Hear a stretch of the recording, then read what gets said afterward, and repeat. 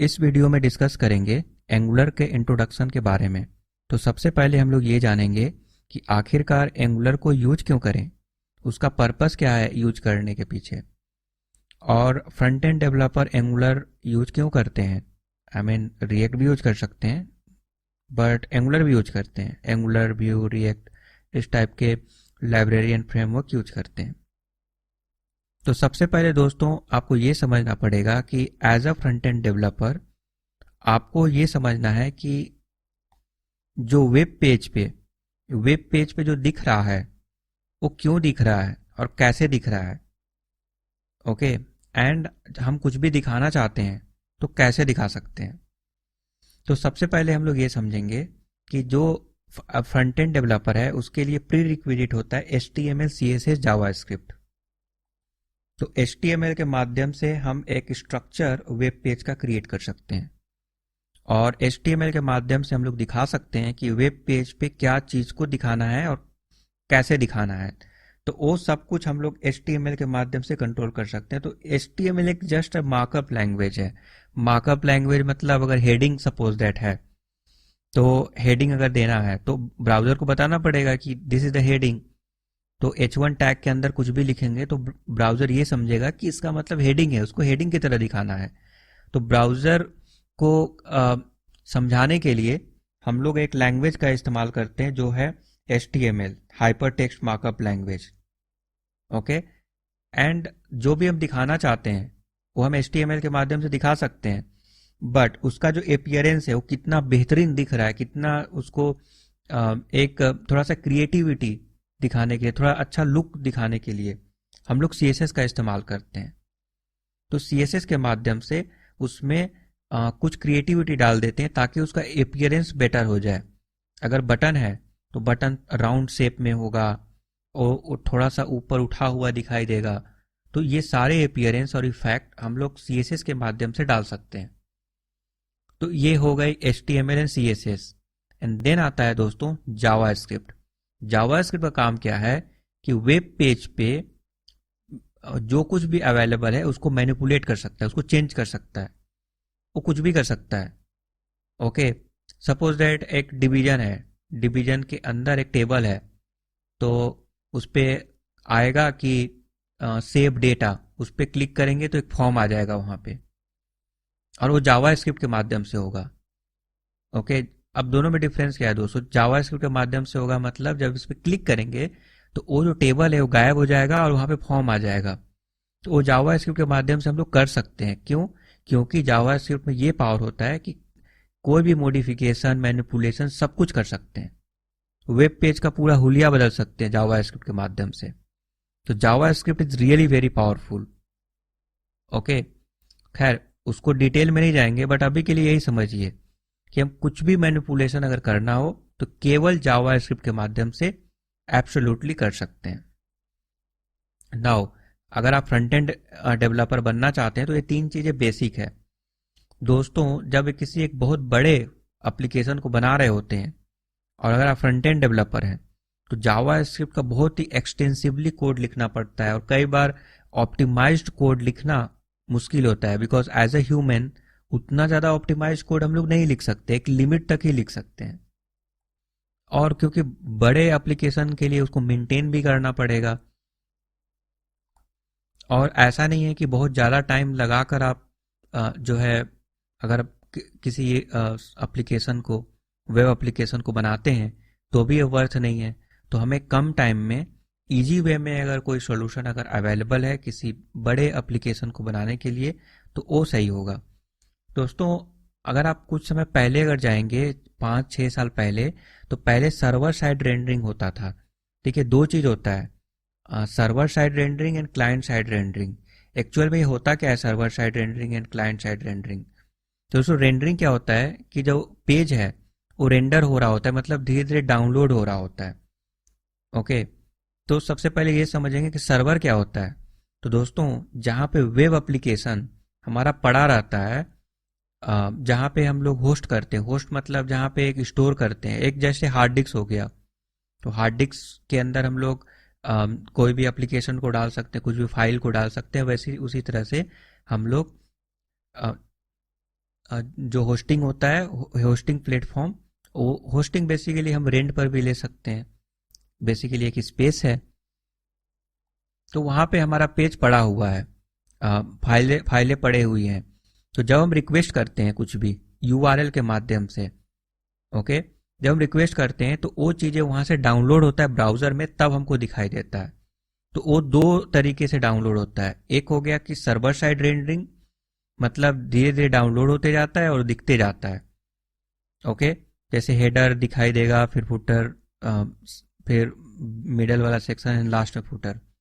तो डाउनलोड होता जाएगा और दिखता जाएगा, क्योंकि वो सर्वर साइड रेंडरिंग हो रहा है, ओके, सर्वर की तरफ से डाउनलोड हो रहा है। और दूसरा होता है क्लाइंट साइड रेंडरिंग, मतलब HTML CSS and JavaScript download हो गया। अब डाउनलोड होने के बाद जावास्क्रिप्ट डिसाइड करेगा कि कौन से सेक्शन को हमको अपडेट करना है और कौन से, मीन्स कोई भी मैनिपुलेशन जावास्क्रिप्ट के लॉजिक के अकॉर्डिंग डिसाइड किए जाएंगे। और ये लॉजिक ऑब्वियस ही बात है, डेवलपर ही लिखते हैं। तो अब दोनों में डिफरेंस ये भी है कि मान लीजिए एक फॉर्म है एंड बहुत सारे सेक्शन अवेलेबल है, हेडर है, फुटर है, साइड बार है और कुछ और भी सेक्शंस मौजूद हैं, और एक फॉर्म है। और फॉर्म को हम लोग सबमिट करेंगे। जैसे ही फॉर्म सबमिट करेंगे तो दोस्तों पूरा पेज फिर से लोड होने लग जाता है, क्योंकि ये सर्वर साइड रेंडरिंग है, सब कुछ सर्वर से डाउनलोड होगा और दोबारा से डाउनलोड होगा। और और हम, मुझे तो केवल उसी पार्टिकुलर सेक्शन को अपडेट करना था जहां पे वो फॉर्म अवेलेबल था, पूरे पेज को तो डाउनलोड नहीं करना था।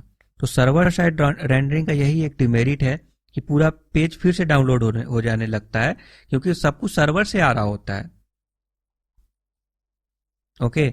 बट जावास्क्रिप्ट के माध्यम से अगर वही चीज होता तो केवल वही सेक्शन मैनिपुलेट होता, चेंज होता जो हम करना चाहते हैं। तो दोस्तों ये बेनिफिट होता है क्लाइंट साइड रेंडरिंग का। Server side rendering and client side rendering आप समझ गए। तो पहले के समय में सर्वर साइड रेंडरिंग होते थे। अब कुछ उसके एडवांटेज भी हैं, कुछ डिसएडवांटेज भी हैं। ऑफ कोर्स डिसएडवांटेज तो यही है कि छोटे से सेक्शन के लिए पूरा पेज को रीलोड क्यों करवाना, उसको जावास्क्रिप्ट के माध्यम से मैनिपुलेट कर देंगे। तो दोस्तों जावास्क्रिप्ट के माध्यम से कुछ भी करना चाहते हैं वो कर सकते हैं। बट अगेन बड़े एप्लीकेशन में ये हैक्टिक हो जाता है, क्योंकि बहुत सारे कोड लिखने पड़ते हैं ना। तो ये बहुत बड़ी समस्या है। तो इसी समस्या का उपाय करने के लिए मार्केट में पहले से बना बनाया लाइब्रेरी और फ्रेमवर्क मौजूद है, और वो बनाया गया। उसका पर्पस यही था कि हमारा जो डेवलपमेंट का टाइम है वो बच जाए और अननेसेसरी कोड ऐसे न लिखना पड़े। मान लीजिए अगर हम क्लाइंट साइड रेंडरिंग कर रहे हैं तो बहुत सारे जावास्क्रिप्ट कोड लिखने पड़ते हैं मैनिपुलेशन के लिए, तो वो सब चीज़ें बहुत ही आसान हो जाए। उसके लिए दोस्तों ये सारे फ्रेमवर्क एंड लाइब्रेरी अवेलेबल हैं और लाए गए थे मार्केट में, ताकि बहुत ही इजीली प्रोजेक्ट को मेंटेन किया जाए। और क्वालिटी कोड्स दोस्तों, एंगुलर में क्या होता है कि एंगुलर टाइप स्क्रिप्ट में लिखा गया है, and type script is a super set of Java script. इसका मतलब क्या है कि टाइप स्क्रिप्ट तो नहीं समझता जावा ब्राउजर समझता है जावा स्क्रिप्ट को। तो टाइप स्क्रिप्ट क्या करता है, जो भी हमारा कोड टाइप स्क्रिप्ट में लिखा रहता है उसको ट्रांसपाइल करता है। मतलब एक टर्म है बेसिकली ट्रांसपाइल। वो क्या करता है, उसका जो आउटपुट है वो जावा स्क्रिप्ट में कन्वर्ट करके देता है। मतलब टाइप स्क्रिप्ट का फाइनल आउटपुट जावा स्क्रिप्ट है, और नाउ जावा स्क्रिप्ट जो है ब्राउजर के द्वारा समझा जा सकता है। तो ब्राउजर उसको समझकर एंड उसके लॉजिक के अकॉर्डिंग मैनिपुलेशन हो जाएगा, और जो कुछ भी करना चाहते हैं वो कर सकते हैं। तो दोस्तों कितना आसान हो गया ये चीजें। तो इसीलिए हम लोग एंगुलर का इस्तेमाल दोस्तों करते हैं। एंगुलर, रिएक्ट और कई अदर फ्रेमवर्क एंड लाइब्रेरी मौजूद है मार्केट में। बट क्योंकि हम लोग एंगुलर के सीखना चाहते हैं तो एंगुलर के बारे में डिस्कस करेंगे। तो एंगुलर के लिए जो प्री रिक्विजिट होता है वो HTML है, CSS है, JavaScript and type script. HTML, CSS and JavaScript is basic, और ये हर एक फ्रंट एंड डेवलपर को आना ही चाहिए। उसके बाद दोस्तों टाइप स्क्रिप्ट भी है, because type script is just a super set of JavaScript. क्योंकि हम टाइप स्क्रिप्ट में कोड लिखते हैं तो at the end of the day वो बहुत ही ऑप्टिमाइज्ड वे में हमारा कोड जनरेट होकर मिलता है, जो कि ब्राउजर, ऑफकोर्स जावास्क्रिप्ट का कोड ब्राउजर द्वारा समझा भी जा सकता है, बहुत ही ऑप्टिमाइज्ड वे में भी होता है। एंड हम लोग जो कोड करते हैं वो टाइप स्क्रिप्ट में करते हैं। ओके, तो दोस्तों ये जो है आपको मेक श्योर करना पड़ेगा एंगुलर सीखने से पहले कि आपको HTML, CSS, JavaScript and type script ये आने चाहिए, उसके बेसिक आने चाहिए। ओके, एंड देन आप जो है इजीली समझ सकते हैं। अब मैं इस चीज़ को डीप में कवर नहीं करने वाला हूँ, बिकॉज HTML, CSS तो बेसिक है, आप तो ऐसे भी सीख सकते हैं। जावास्क्रिप्ट भी है। ओके, उसके लिए आप एडिशनल कोर्स ले सकते हैं जावास्क्रिप्ट एंड टाइप स्क्रिप्ट के लिए। बट अगर आपको जावा स्क्रिप्ट आता है और टाइप स्क्रिप्ट का बहुत ही बेसिक, जैसे क्लासेस हो गए और बहुत ही बेसिक चीज अगर आपको आता है, तो आप जो है काम करते करते भी सीख सकते हैं। TypeScript is very similar to JavaScript, तो ज़्यादा उसमें उतना ज़्यादा टफ नहीं है कि आपको समझ में नहीं आएगा। एंड देन लेटर ऑन आप काम करते करते आप टाइप स्क्रिप्ट भी बहुत अच्छे से समझ जाएंगे। थोड़ा सा थोड़ा बहुत डिफरेंसेस ही देखने को मिलते हैं जनरली। तो नाउ ये आप समझ गए कि कैसे जो है हम लोग ऑप्टिमाइज्ड वे में front and I mean Java script का कोड जनरेट कर सकते हैं। एंड वो जो कोड है वो उसके जरिए हम लोग किसी भी बड़े बिग एंटरप्राइज प्रोजेक्ट को हैंडल कर सकते हैं। तो दोस्तों इस प्रकार से एंगुलर का यूज कर सकते हैं हम लोग। एंगुलर का यूज क्यों करना चाहिए हम लोग समझ गए, क्योंकि ये कंप्लीट जावा स्क्रिप्ट का फ्रेमवर्क है जो कि टाइप स्क्रिप्ट में ऑफ कोर्स लिखा गया है। और जो ये थोड़ा सा ना कंपोनेंट बेस्ड है, कंपोनेंट बेस्ड आर्किटेक्चर है। मतलब मान लीजिए कि आप जावा स्क्रिप्ट कोड लिखते, तो कई बार क्या होता है कि आप जो है ना रीयूज नहीं कर पाते चीज़ों को। तो एंगुलर में क्या होता है कि ये कंपोनेंट बेस है। मतलब एक कंपोनेंट कंपोनेंट क्या होता है कि सपोज दैट हेडर फुटर कोई भी पार्टिकुलर डिवीजन है, कोई भी एक सेक्शन को आप कंपोनेंट बना दीजिए, और जब कभी भी उसको यूज करना है तो जस्ट उसको कॉल करना है, जैसे फंक्शन। ओके, फंक्शन में क्या करते हैं, एक फंक्शन बनाते हैं और जब कभी भी फंक्शन को कॉल करते हैं आपको फाइनल आउटपुट मिल जाता है। तो उसी टाइप से आप जो है किसी भी पार्टिकुलर यूआई को कंपोनेंट बना सकते हैं। ओके, तो कंपोनेंट बना सकते हैं और उस कंपोनेंट को अगर आप यूज करते हैं तो उसको आप रीयूज भी कर सकते हैं। जस्ट उसमें कुछ कुछ पैरामीटर वगैरह पास करने पड़ेंगे। तो जब भी अगर पास करेंगे तो उसके अकॉर्डिंग जैसा दिखना चाहिए वो गुई में वो कंपोनेंट वैसा दिखेगा। और ये component basically HTML, CSS, JavaScript में ही बने होते हैं। उसी it's combined piece of code of HTML, CSS, JavaScript, वो इनकैप्सुलेटेड रहता है कंपोनेंट में। तो कितना आसान हो गया, जब कभी भी उस पार्टिकुलर UI चाहिए तो आप उसको कॉल कर दीजिए उसके सिलेक्टर के माध्यम से। और वेरियस अदर वे भी होता है जो हम लोग धीरे धीरे समझेंगे। और इसका 2 वे डेटा बाइंडिंग तो बहुत ही फेमस है। मतलब होता क्या है कि मान लीजिए एक फॉर्म है, फॉर्म में अगर आप कुछ फिल कर रहे हैं फॉर्म को, तो एट द सेम टाइम वो जो वैल्यू है जो फिल कर रहे हैं वो जो है UI में भी रेंडर दिखेगा।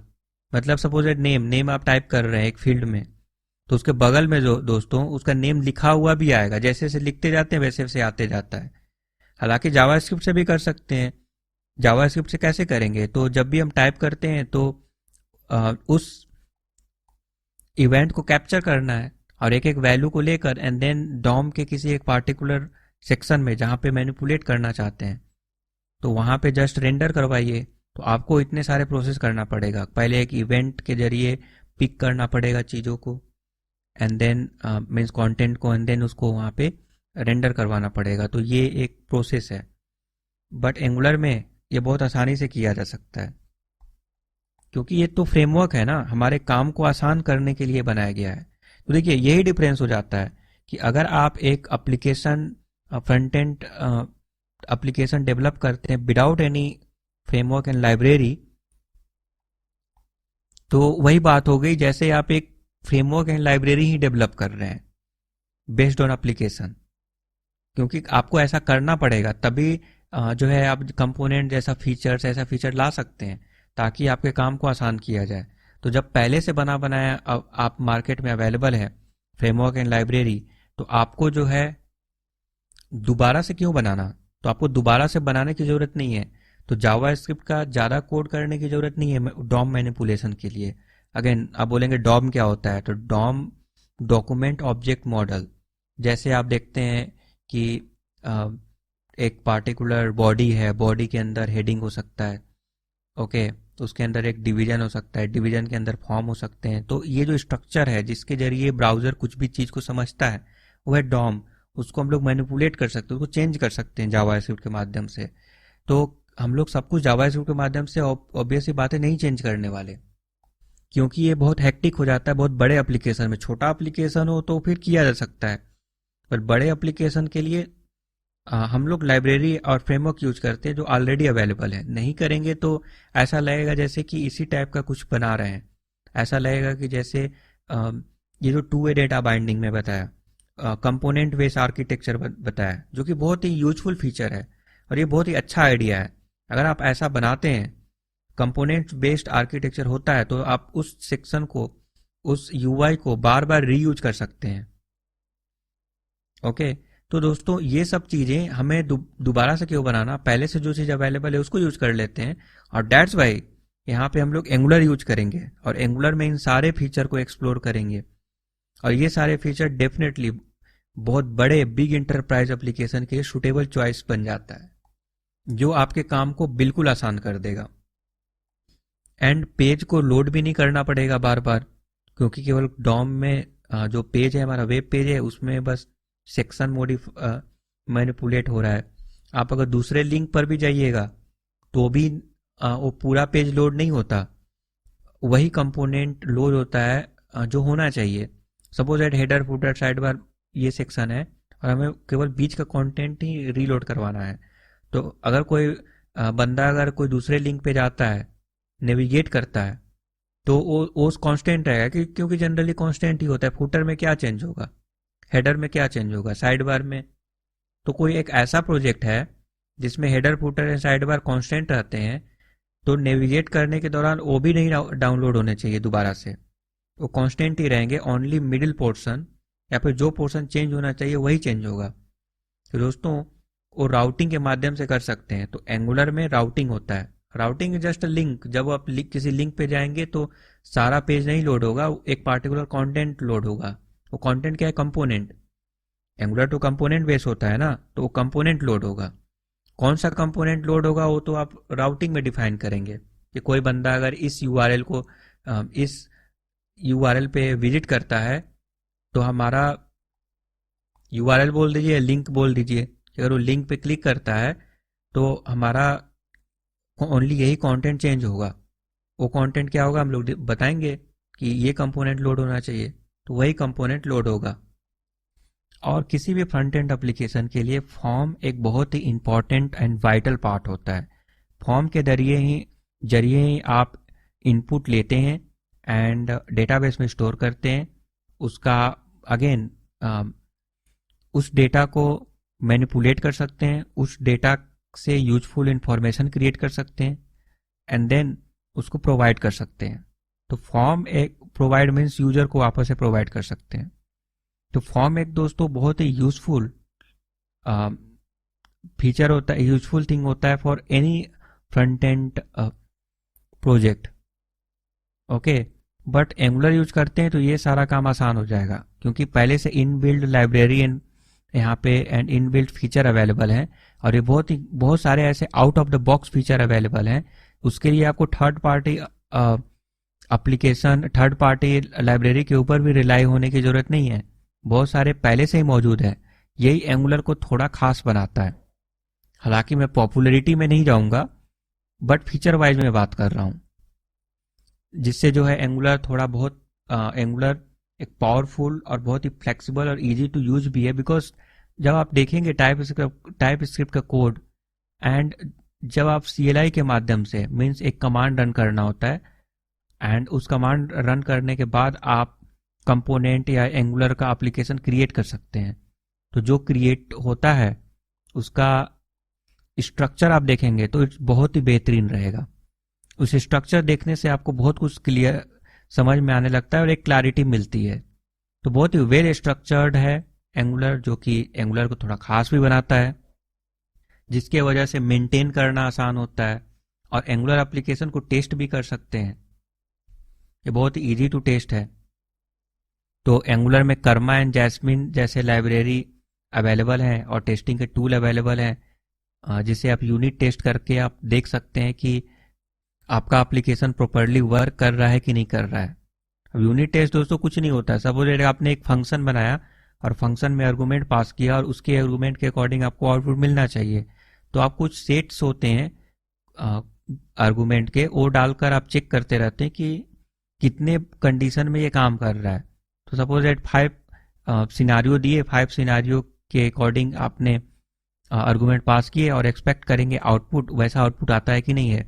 तो उसी टाइप से एंगुलर के बहुत सारे फीचर्स, बहुत सारे ऐसे कोड लिखे होते हैं जिनको आप टेस्ट कर सकते हैं, यूनिट टेस्ट भी कर सकते हैं यूजिंग कर्मा एंड जैस्मिन। तो टेस्ट करना थोड़ा सा आसान हो जाता है। कंपोनेंट है, सर्विसेज है और कई सारे अदर फीचर अवेलेबल है। शायद अभी आपको समझ में नहीं आएगा, जो हम लोग धीरे धीरे डीप डाइव होते जाएंगे तब आपको डिटेल में बताएंगे कि एक्चुअली ये सब होता क्या है। बट अभी के लिए समझिए कि टेस्ट करना आसान है, मेंटेन करना आसान है, स्केल करना आसान है, उसको बड़ा भी कर सकते हैं एंड उसका परफॉर्मेंस भी बहुत बेहतरीन होता है। एंड किसी भी लार्ज एंड कम्प्लेक्स एप्लीकेशन के लिए it's suitable choice, because well organised way में आपको पहले से बना बनाया कोड का स्केलेटन देखने को मिल जाता है, जिससे आप उस पाथ को फॉलो करके और थोड़ा बहुत आप मॉडिफाई कर सकते हैं उसके स्ट्रक्चर में, जो कि एंगुलर को बेहतरीन बनाता है। तो इसलिए दोस्तों एंगुलर को आपको सीखना चाहिए। तो मैं इस पार्टिकुलर वीडियो में डिस्कस किया एंगुलर के प्री रिक्विजिट के बारे में और एंगुलर यूज क्यों करना चाहिए as a front end developer, और एंगुलर यूज करने के कुछ बेनिफिट भी हैं। ओके, नेक्स्ट वीडियो में हम लोग और डीप डाइव करेंगे एंगुलर के इस सीरीज में।